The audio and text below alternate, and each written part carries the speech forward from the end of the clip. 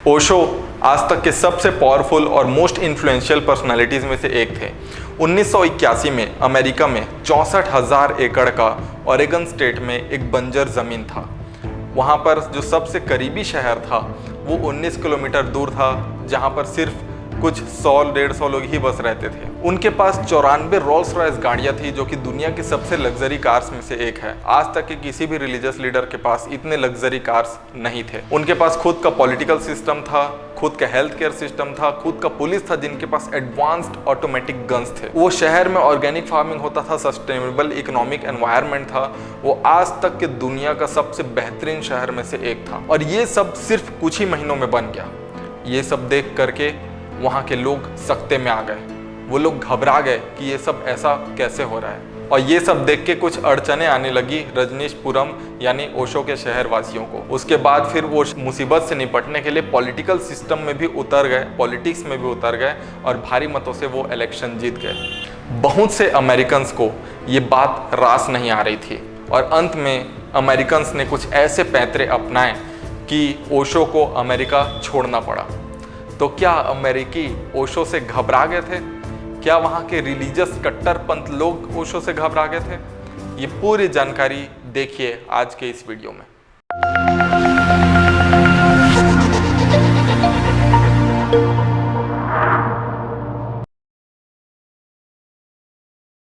नमस्कार दोस्तों, मैं मुक्तेश मॉडर्न बाबा में आज सभी के सामने एक बहुत ही रोमांचक कहानी लेकर आया हूँ। ये कहानी है भगवान रजनीश, जिनको हम ओशो के नाम से जानते हैं। तो पूरी कहानी और पूरे बातों को समझने के लिए हमको इसका कॉन्टेक्स्ट समझना होगा। ये बात है 1960 और 1970 के दशक की, जिस समय आज के ज़माने जैसे इंटरनेट का ज़माना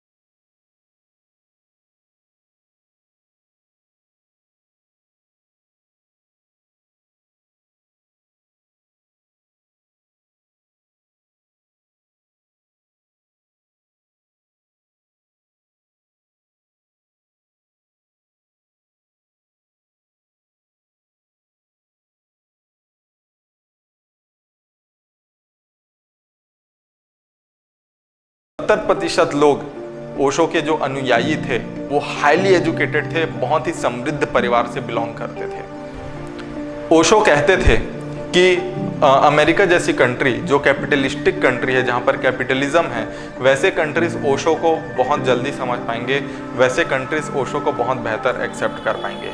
इसी कारण ज़्यादा से ज़्यादा वहाँ पर विदेशी लोग थे। 1980 के आखिर में ओशो के आश्रम में प्रतिदिन 30,000 लोग आने लग गए। उनका जो आश्रम था उसका जगह छोटा पड़ने लग गया, तो उन्होंने भारत के अन्य जगहों में और भी ज़मीन देखना चालू किया, जहाँ पर वो अपने बड़ा आश्रम बना सकते थे। पर पॉलिटिशियंस ने, भारत के पॉलिटिशियंस ने और वहाँ पर के फंडामेंटलिस्ट जो रिलीजियस लीडर्स थे, उन्होंने ओशो का अपोज किया और उनको लैंड अलॉट होने नहीं दिया, उनको ज़मीन नहीं मिल पाया। इस कारण उसके बाद फिर उनके शिष्यों ने उनको रिकमेंड किया कि अब अमेरिका रुख करने का वक्त आ गया है, और 1980 के अंत में 1981 के स्टार्टिंग में वो अमेरिका की ओर चले गए। अमेरिका के ओरेगन स्टेट में एंटेलोप नाम का शहर था, उससे कुछ ही दूर 64,000 एकड़ का एक बंजर ज़मीन था। वहाँ पर 15,000 अनुयायियों ने अपना सब कुछ लगा दिया था, अपना सारा धन तो लगा ही दिया था, वो अपना तन भी लगा दिए थे, मतलब अपना वॉलंटरी एफर्ट्स देते हुए वो उसको और भी प्रोग्रेस करने लगे। और सिर्फ कुछ ही महीनों के अंदर वो एक बेहतरीन शहर बन गया। वहाँ पर वो अपने आप में सेल्फ सस्टेनेबल था, वहाँ पर ऑर्गेनिक फार्मिंग होती थी, वहाँ पर उनका खुद का रिजर्वायर था, उनका खुद का एयरपोर्ट था, खुद का बैंक, खुद का करेंसी सिस्टम, खुद का रेस्टोरेंट, मॉल, खुद का पुलिस सिस्टम, सब कुछ था। उस समय का वो एक परफेक्ट शहर था जिसको वो यूटोपियन सिटी भी कहते थे। वहाँ पर के आसपास के लोग उसे यूटोपियन सिटी भी कहने लगे। वो एक बहुत ही बेहतरीन खूबसूरत शहर की तरह उभरा। लेकिन ये सब देख करके एंटेलोप के शहर के जो शहरवासी थे वो खुश नहीं हुए, वहाँ के जो रहवासी थे वो खुश नहीं हो रहे थे, क्योंकि वो घबरा गए थे कि वहाँ पर तो सिर्फ 100-150 की आबादी थी और अचानक से इतने हज़ारों लोग रजनीशपुरम में पहुँच गए। तो आखिर वो कैसे पहुँच गए, कैसे लोग होंगे, पता नहीं क्या होंगे। जो अननोन का फियर होता है वो उनके दिमाग में बैठ गया और वो उनको इजीली एक्सेप्ट नहीं कर पा रहे थे। उसी समय जब अमेरिका पहुँचे तब ओशो पब्लिक साइलेंस में भी थे और उन्होंने जो भी पब्लिकली कम्युनिकेट करने के लिए अपने एक सेक्रेटरी अपॉइंट किया था, जिनका नाम था माँ आनंद शीला। वो ही रजनीशपुरम की प्रेसिडेंट थी, ओशो इंटरनेशनल की भी प्रेसिडेंट थी और इनफैक्ट वो उनकी स्पोक्स पर्सन भी थी। अब इसी बीच एंटेलोप के शहरवासियों को क्योंकि रजनीशपुरम के लोग पसंद नहीं आ रहे थे, तो वो कुछ पॉलिटिकल अड़ंगे डालने लगे। माँ शीला बहुत ही तेज तर्रार थी। जब उन्होंने देखा कि पॉलिटिक्स से खिलवाड़ कर रहे हैं, वो illegally over the law, above the law जाके रजनीशपुरम के शहरवासियों को रोकने की कोशिश कर रहे हैं, तो माँ आनंद शीला ने भी ठान लिया कि मैं ऐसे शांत नहीं बैठूंगी, मैं भी अमेरिकन कॉन्स्टिट्यूशन के अकॉर्डिंग जो भी पॉलिटिक्स में पॉसिबल है मैं वो करूंगी। वहाँ पर जब जब रजनीशपुरम के लोग बाहर निकलते थे तो एंटेलोप के शहरवासी उनको परेशान करने लगे, उनका रास्ता रोकने लगे। कभी कभी तो एंटेलोप के शहरवासी बंदूक तान देते थे रजनीशपुरम में जो भी लोग रहते थे उनके ऊपर। आपके जानकारी के लिए बता दें कि अमेरिका में अभी भी और पहले से भी गन्स रखना अलाउड होता है, लाइसेंस बहुत ही आसानी से मिल जाता है। वो बहुत बड़े बड़े गन्स भी रखते हैं, तो वैसे ही गन्स को वो रजनीशपुरम के शहरवासियों के ऊपर तान देते थे। इन सब बातों को रजनीशपुरम के शहरवासी किसी भी तरीके से सह रहे थे, मुस्कुरा के सह रहे थे। फिर अचानक इसी बीच हुआ ये कि एक होटल था जो कि भगवान ओशो के नाम पे था, मतलब भगवान रजनीश के नाम पे था, और वहाँ बॉम्ब ब्लास्ट हो गया। अब माँ शीला चुप नहीं रह सकती थी। उनको लगा कि अब उनको कुछ एक्शन लेना ही पड़ेगा, अब उनको सेल्फ डिफेंस की तैयारी करनी ही पड़ेगी। फिर उन्होंने गन्स लेना चालू किया, लाइसेंस्ड गन्स लेना चालू किया। उनके जितने भी अनुयायी थे वो बहुत ही बेहद ही समृद्ध परिवार से बिलोंग करते थे। इसी कारण ओशो के पास 94 रोल्स रॉयस गाड़ियाँ थी। तो क्योंकि उनके पास पैसों की कमी नहीं थी, वो एडवांस्ड गन्स लेने लगे। उनके पास रशियन गन्स थे, उनके पास अमेरिकन गन्स थे, सभी ऑटोमेटिक थे और एक से एक गन थे। वैसा गन एंटेलोप के शहर के पुलिस के पास भी नहीं था, वैसे वैसे गन्स इनके पास थे। उनके पास लैक्स में एम्युनिशन था, जितनी भी बंदूक की गोलियां होती थी वो कई लाख के तादाद में थी। और वहाँ के जो सन्यासीन थे, जो वहाँ के शहरवासी थे, उनमें से कुछ लोगों को सन्यासीन कहा जाता था। तो वहाँ के जो सन्यासीन थे उनको ही ट्रेनिंग देना चालू किया गया, वो ही गन का ट्रेनिंग लेना चालू कर दिए। उसके बाद से एंटेलोप के शहरवासी उनसे पंगा नहीं लेते थे, उनसे दूर रहने लगे। फिर हुआ ये कि वो और भी हायर पॉलिटिकल प्रेशर इनके ऊपर डालना चालू कर दिए। तब माँ आनंद शीला को लगा कि अब हायर पॉलिटिकल सिस्टम में भी एंटर करने की ज़रूरत है ताकि इनके ऊपर कोई पॉलिटिकल प्रेशर ना हो। पर जब वो वहाँ पर इलेक्शन लड़ने के लिए गई तो वहाँ लॉ को मैनिपुलेट कर दिया गया और उनको इलेक्शन लड़ने का परमिशन नहीं दिया गया। इनफैक्ट वहाँ पर जो वोटर्स थे उनमें कई सारे लोगों का वोटर रजिस्ट्रेशन भी रोक दिया गया। ये सब देख करके माँ आनंद शीला बहुत ही ज़्यादा घबरा गई, बौखला गई, और ऐसे बौखलाहट में उन्होंने कई सारे क्राइम्स कर डाले जो उनको नहीं करने चाहिए थे। जैसे कि उन्होंने फूड पॉइजनिंग कर दिया। आज तक के अमेरिकन हिस्ट्री में 2001 में जो बॉम्ब ब्लास्ट हुआ था, उसके पहले का सबसे बड़ा जो किसी पब्लिक इवेंट के खिलाफ जो साजिश रचा गया था वो इस फूड पॉइजनिंग के थ्रू था, जो कि माँ आनंद शीला ने रचा था। इसके अलावा एक बहुत ही हाई लेवल के पॉलिटिशियन थे, उनकी मर्डर की साजिश रची गई। तो ऐसे ऐसे बड़े बड़े क्राइम्स उन्होंने कर डाले। जब ये सब चीज़ें हो रही थी तो भगवान रजनीश यानी कि ओशो उस समय साइलेंस में थे, पब्लिक साइलेंस में। वो सिर्फ शीला से बात करते थे।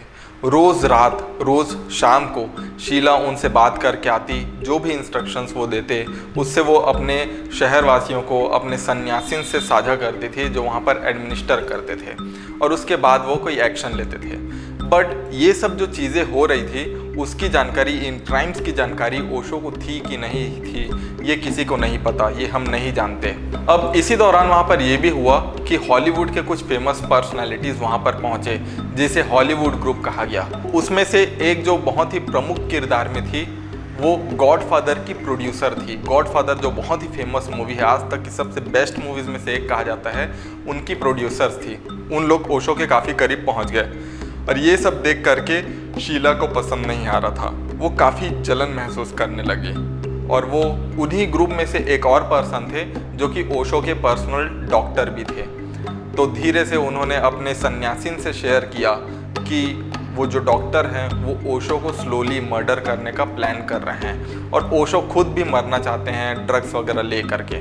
उन्होंने अपने सन्यासिन से कहा कि अगर ओशो को बचाना है तो उसका एकमात्र रास्ता है कि उस डॉक्टर को मारना होगा, नहीं तो फिर ओशो चले जाएंगे। और ये सब सुन करके वो जो सन्यासिन थे उन्होंने उस डॉक्टर का मर्डर करने का प्रयास किया। थैंकफुली वो डॉक्टर बच गए, और उसके बाद आनंद शीला मतलब शीला रजनीशपुरम को छोड़ के जाने लगी। जब वो छोड़कर जा रही थी तो उनके टीम के जो उनके शीला के बहुत ही करीबी जो 20 और लोग थे वो भी शीला के साथ चले गए, और ये सब हुआ ओशो को बिना बताए। और जब ओशो को ये सब बात पता चला तो वो बौखला गए।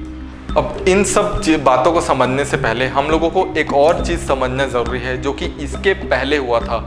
इससे लगभग 7-8 साल पहले हुआ था, 1978 के समय। 1974 में जोन्सटाउन नाम का एक शहर बसाया गया था, जो कि साउथ अमेरिका के गुयाना प्रांत में था। इस शहर को बसाने वाले जिम जोनस थे। उनका कहना था वो एक क्रिश्चियन लीडर थे, और वो सबको एक साथ लेकर चलने वाले थे। जब वो सबको एक साथ लेकर चलते थे उस समय ब्लैक्स को अच्छे नज़रों से नहीं देखा जाता था, ऐसे बहुत सारी चीज़ें होती थी। तब वो ब्लैक को भी साथ लेकर चलते थे और सबको एक साथ लेकर चलते थे। तो बहुत सारे जो वहाँ पर के लोकल रहवासी थे जिनका थॉट रिजिड होता है वो उन लोगों को पसंद नहीं आता था।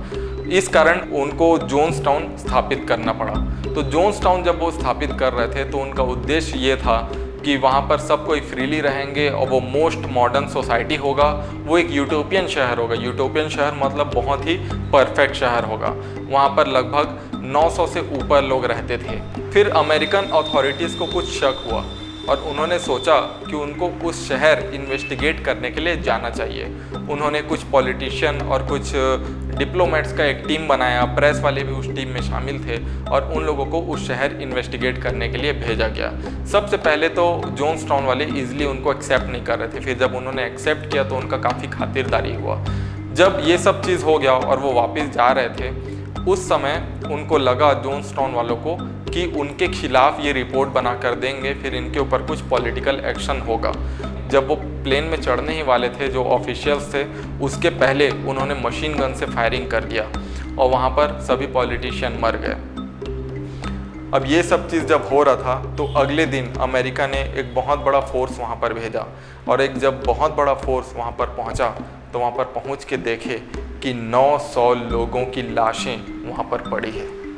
वो 900 लोगों की लाशें जो थी वो साइनाइड पॉइजनिंग से हुआ था।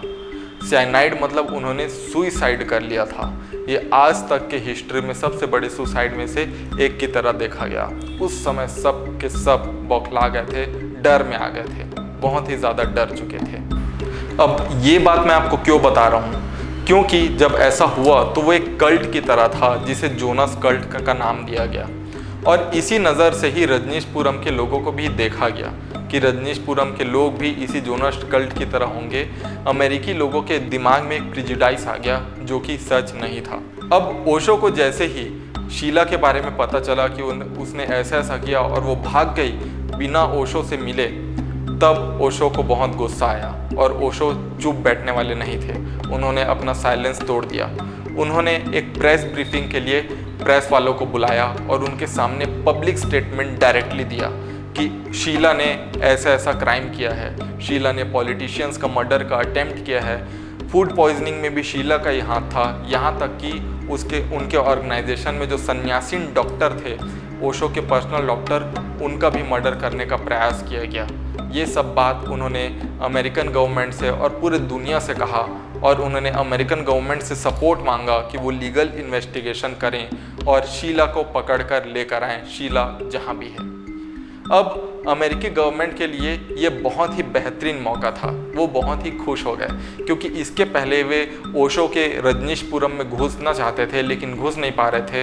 अब ओशो ने खुद उनको अपने प्रीमाइसेस में बुलाया था, अपने शहर में इनवाइट किया था और उनको खुद इनवाइट करके इन्वेस्टिगेट करने का मौका दे रहे थे। जब वहाँ पर FBI के ऑफिशियल्स वहाँ पर पहुँचे तो उन्हें कई सारे सबूत मिले। सभी सबूत शीला के खिलाफ थे। ओशो के खिलाफ उनको कोई सबूत मिल ही नहीं रहा था। FBI ऑफिशियल्स ने काफ़ी प्रयास किया रजनीशपुरम के शहरवासियों को ओशो के खिलाफ कुछ बोलवाने का, पर वहाँ के शहरवासी कुछ ओशो के खिलाफ बोलते ही नहीं थे क्योंकि वैसा कुछ था ही नहीं। फिर अमेरिकन एडमिनिस्ट्रेशन को लगा कि उनको कुछ और पैंतरे अपनाने होंगे और उन्होंने इमिग्रेशन फ्रॉड का झांसा दिया। उन्होंने कहा कि ओशो ने इमिग्रेशन फ्रॉड किया है। और इमिग्रेशन फ्रॉड में क्या था, जब ओशो अमेरिका आने के लिए वीज़ा ले रहे थे तो उन्होंने कहा कि वो यहाँ पर रिलीजियस टीचर के तौर पर आ रहे हैं, वो यहाँ पर रिलीजियस टीचिंग देंगे, पर जब से वो यहाँ हैं तब से वो मौन में हैं, तब से वो टीचिंग दे ही नहीं रहे हैं। तो एक फ्रॉड है, अमेरिका के साथ ऐसा फ्रॉड होना नहीं चाहिए, बहुत बड़ा फ्रॉड है ये। इसके अलावा उन्होंने एक और चीज़ कहा, उन्होंने कहा कि ओशो ने कहा था कि वो कुछ ही दिन यहाँ पर अमेरिका में रहेंगे, पर उनका यहाँ पर कुछ दिन रहने का इरादा नहीं है, वे यहाँ पर परमानेंट बसना चाहते हैं। तो ये भी एक बहुत बड़ा फ्रॉड था अमेरिकी की नज़रों में। अगर कोई भी आम व्यक्ति होता तो ये बहुत ही छोटा सा केस होता, कुछ बेल वेल करते, कुछ अमाउंट देना होता, फाइन का अमाउंट देना होता और सारा चीज़ केस सलट जाता। लेकिन यहाँ पर थे ओशो को उन्होंने क्या किया, जब ओशो कहीं पर जा रहे थे रजनीशपुरम शहर को छोड़ के, रजनीशपुरम में वो घुस के अरेस्ट तो कर नहीं सकते थे क्योंकि उनके पास वारंट नहीं था। तो एक बार ओशो जब रजनीशपुरम से कहीं और जा रहे थे तो एक एयरपोर्ट में रीफ्यूल करने के लिए उनका प्लेन लैंड किया। जैसे ही उनका प्लेन लैंड किया तुरंत वहाँ पर ऑफिशियल्स, पुलिस, आर्मी सब कोई पहुँच गए और वहाँ पर ओशो को उन्होंने अरेस्ट कर लिया। अब जब किसी भी पर्सन को अरेस्ट किया जाता है तो जितनी जल्दी से जल्दी हो सके उसको कोर्ट में पेश करना होता है, ताकि कोर्ट में पेश होते ही कोर्ट का प्रोसीडिंग हो सके और उनको या फिर किसी को भी बेल मिल सके। पर ऐसा ओशो के साथ नहीं हुआ। ओशो को ओरेगोन स्टेट के कोर्ट में पेश करने से पहले उनको 12 दिन में अलग अलग 3 जेल में रखा गया। ऐसा सिर्फ ओशो के साथ हुआ और उन्हें प्रताड़ित भी किया गया। ओशो जिस भी जेल में जाते थे वहाँ पर फूलों का ढेर लग जाता था। वहाँ पर ऐसा लगता था कि जैसे कि वो कोई फ्लावर का शॉप हो, बहुत ही बेहतरीन फूल्स, बुकेस वहाँ पर आते थे। वहाँ के जेलर भी हैरान थे। वहाँ के जेलर्स ये कहते थे कि आज तक के इतने बेहतरीन कैदी को उन्होंने होस्ट नहीं किया है। वो सबसे बेहतरीन कैदी में से एक हैं क्योंकि वो बहुत ही शांत रहते थे और उनके जितने भी प्रियजन थे, जितने भी फॉलोअर्स थे, वो अपने प्रेम के भेंट के स्वरूप में उनको बुके देते थे। ये सब जेलर्स के लिए एक बहुत ही आश्चर्य भरा बात था। ओशो कहते थे कि यही मेरी टीचिंग है।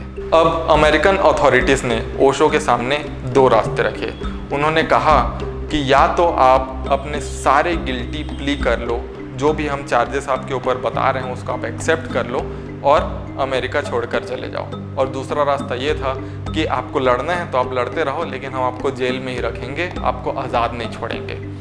ओशो ने कहा अपने लॉयर से कि अगर अमेरिकन अथॉरिटीज़ बहुत ही सच के साथ अगर लड़ना चाहें तो वो अंत तक सुप्रीम कोर्ट जाकर भी लड़ेंगे।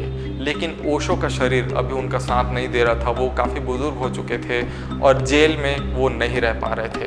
तो उन्होंने अपने लॉयर से कहा कि वो जो भी चार्जेस बोल रहे हैं उसको एक्सेप्ट कर लो और हम चले जाएंगे अमेरिका को छोड़ करके। और वे अमेरिका छोड़कर चले गए। जब वे अमेरिका छोड़कर जा रहे थे तो उन्होंने कहा कि वे अब कभी भी दोबारा अमेरिकी धरती पर कदम नहीं रखेंगे और वे वापस भारत अपने पूना के आश्रम आ गए। जो भी मैंने अभी आपको स्टोरी बताया उसका कुछ पार्ट आपको नेटफ्लिक्स की डॉक्यूमेंट्री वाइल्ड वाइल्ड कंट्री में मिल जाएगी। कहा जाता है कि वाइल्ड वाइल्ड कंट्री जो डॉक्यूमेंट्री सीरीज़ है वो काफ़ी न्यूट्रल है, लेकिन वो न्यूट्रल नहीं लगा मुझे, क्योंकि मैंने उसको तो देखा और साथ ही मैंने और भी बहुत सारी चीज़ों को देखा। तब मुझे समझ में आया कि उस डॉक्यूमेंट्री में बहुत सारे एस्पेक्ट्स को दिखाया ही नहीं गया है। उसमें उस एस्पेक्ट को नहीं दिखाया गया है कि लोग अपना सब कुछ छोड़ करके, जो लोग पढ़े लिखे होते थे, जो लोग हाई PhD किए हुए लोग रहते थे, MTech मास्टर्स जो सब के सब पढ़े लिखे रहते थे, जो काफ़ी समृद्ध परिवार से होते थे, वो लोग अपना सब कुछ छोड़ करके, अपना सब कुछ त्याग करके ओशो के ढूंढ के ओशो के पास क्यों पहुंचते थे। ओशो ने तो किसी का ब्रेन वॉश नहीं किया था। वो ओशो के पास पहुंचते कैसे थे, क्यों पहुंचते थे? ओशो जो लोगों को मेडिटेशन टेक्निक्स बताते थे वो सब नहीं बताया गया। ओशो ने जो लोगों का जीवन आसान बनाया, लोगों को जीवन में आध्यात्मिक एनलाइटनमेंट का मार्ग दिखाया, वो सब के बारे में उसमें कुछ भी नहीं कहा गया। उसमें सिर्फ ये पॉलिटिकल एंगल को दिखाया गया और उसमें कुछ वो जो मिस्टेक्स हुए सिर्फ उसी के बारे में चर्चा किया गया। तो ये बहुत ही न्यूट्रल सीरीज़ मुझे तो नहीं लगा, लेकिन एक बार एक इनसाइट लेने के लिए ये डॉक्यूमेंट्री सीरीज़ देखना बहुत ही अच्छा है और आपको अच्छा भी लगेगा। हो सकता है कि इसमें आपको कुछ डिस्टर्बिंग सीन्स लगे, लेकिन आप देख सकते हैं। अब जब ओशो की कुछ गलती थी ही नहीं, जब ओशो ने किसी को नुकसान पहुंचाया ही नहीं, तो अमेरिका के लोग उनसे डर क्यों गए थे? अमेरिकी गवर्नमेंट, अमेरिकी एडमिनिस्ट्रेशन उनसे डर क्यों गई थी? जवाब बहुत ही सिंपल है, फियर ऑफ द अननोन। अब इसी के लिए मैं आपको एक इंस्टेंस बताना चाहता हूँ। मेरी एक फ्रेंड है, उसके रूम में एक छिपकली घुस गया। छिपकली देख करके वो बहुत ही घबरा गई और उसने घबराहट में एक डिब्बा लिया और डिब्बा से वो छिपकली को ढक दी। तो डिब्बे के अंदर उसने उस छिपकली को बंद करके रख दिया। वो छिपकली सफोकेट कर गई और वो छिपकली मर गई। अब आपको भी पता है, मुझे भी पता है और उसको भी पता था कि छिपकली उसको नुकसान नहीं पहुंचाएगी, लेकिन फिर भी वो ऐसा की क्योंकि वो डर गई थी कि छिपकली कहीं उसको नुकसान न पहुंचा दे। लेकिन छिपकली उसको नुकसान पहुंचा नहीं रही थी, फिर भी उसने उसको मार दिया। बस यही हुआ ओशो के साथ भी। ओशो को लोग समझ नहीं पाए, ओशो के साथ क्या हुआ, ओशो क्या बोल रहे हैं, उससे लोग घबरा गए, क्योंकि वो बहुत ही नई विचारधारा बताते थे और लोग उसको इजीली एक्सेप्ट नहीं कर पा रहे थे। और इसी कारण अमेरिका ने वो जो भी किया वो किया जो मैंने आपसे अभी शेयर किया। वहाँ पे बहुत ही रेडिकल क्रिश्चियंस रहते थे। वो लोग बहुत ही खुले विचारधारा के नहीं रहते थे। उनको ओशो की बात पसंद नहीं आ रही थी, हजम नहीं कर पा रहे थे, क्योंकि क्रिश्चियनिटी में सेक्स को पाप की तरह, सीन की तरह दिखाया जाता है। लेकिन यहाँ पर ओशो कह रहे हैं कि वो पाप नहीं है, उसे एक्सेप्ट करना सीखो। ऐसे ही और भी बातें वो कहते थे। वो ये कहते थे कि जीसस क्राइस्ट एक बहुत ही बेहतरीन इंसान थे, वो एक बहुत ही बेहतरीन एनलाइटेंड बीइंग थे। लेकिन क्रिश्चियनिटी जीसस क्राइस्ट के खिलाफ है, वो जीसस क्राइस्ट के लिए नहीं बनी है। वैसे ही वो सिर्फ क्रिश्चियनिटी का बस अपोज नहीं करते थे, वो हर रिलीजन का अपोज करते थे। इसी कारण भारत में भी उनको रिलीजियस लीडर्स का अपोज का सामना करना पड़ता था, लेकिन वो अपने तर्क ऐसे देते थे कि कोई उनको तर्क से हरा नहीं पाता था। वो कहते थे कि गौतम बुद्ध एक बहुत ही बेहतरीन एनलाइटेंड बीइंग थे, लेकिन बुद्धिज़्म गौतम बुद्ध के खिलाफ है। वैसे ही वो और भी हर रिलीजन के खिलाफ कहते थे। तो ऐसा नहीं था कि वो सिर्फ क्रिश्चियनिटी के खिलाफ कह रहे हैं, लेकिन वहाँ के लोगों को ये सब बात पसंद नहीं आ रही थी। ओशो ने क्रिश्चियनिटी के बेस को भी चैलेंज कर दिया था।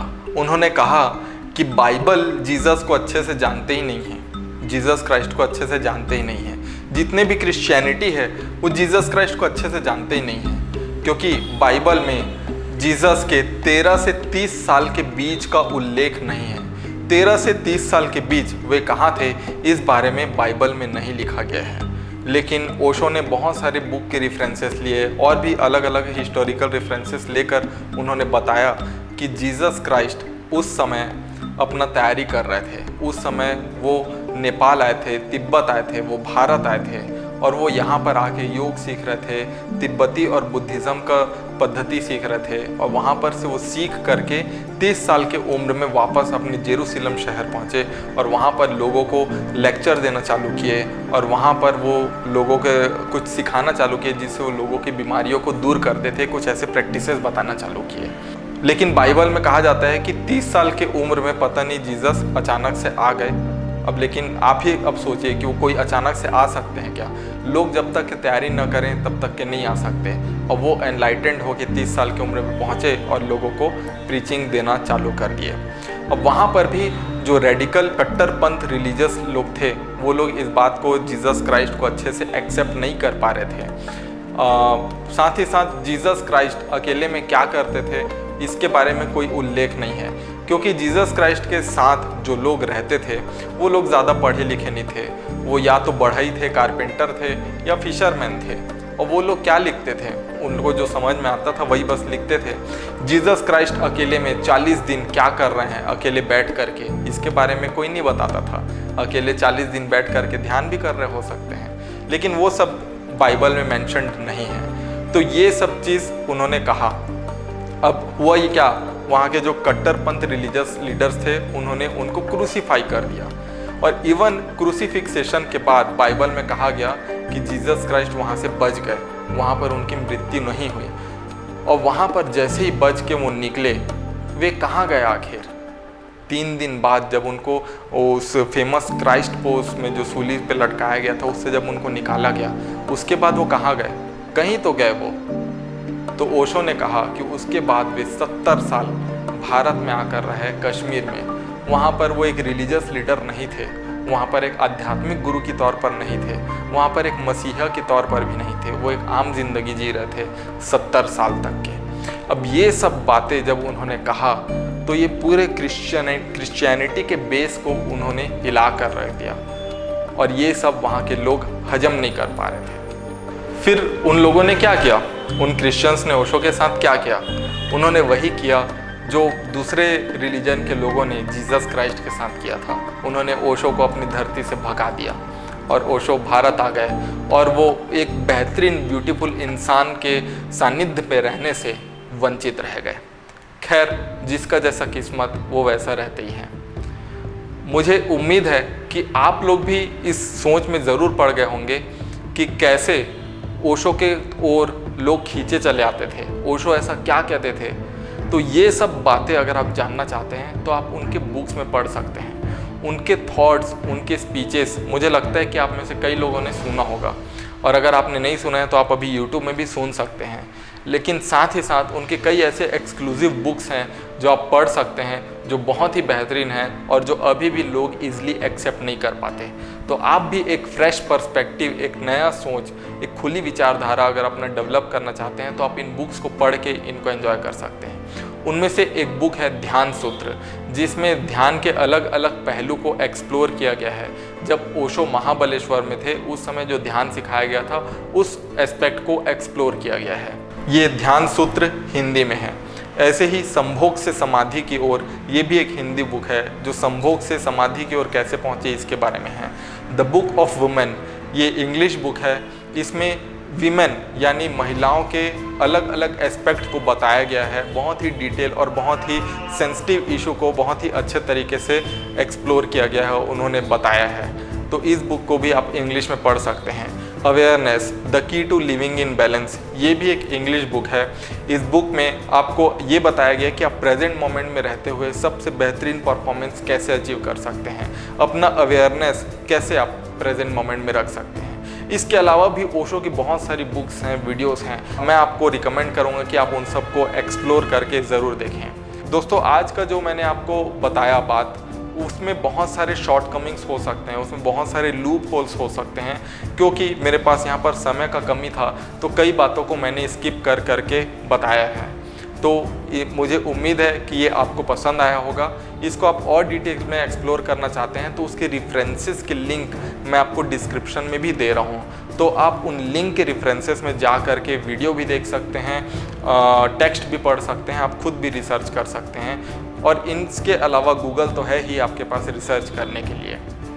आपको आज का ये वीडियो कैसा लगा हमें कमेंट करके ज़रूर बताएं, और अगले महापुरुष वो कौन हैं जिनके बारे में आप वीडियो चाहते हैं वो भी हमें कमेंट करके बताएं। कृपया इस वीडियो को लाइक करें और हमारे चैनल को सब्सक्राइब करें रेगुलर हमारे कंटेंट्स पाने के लिए। अगले एपिसोड में फिर मुलाकात होगी, तब तक के लिए धन्यवाद।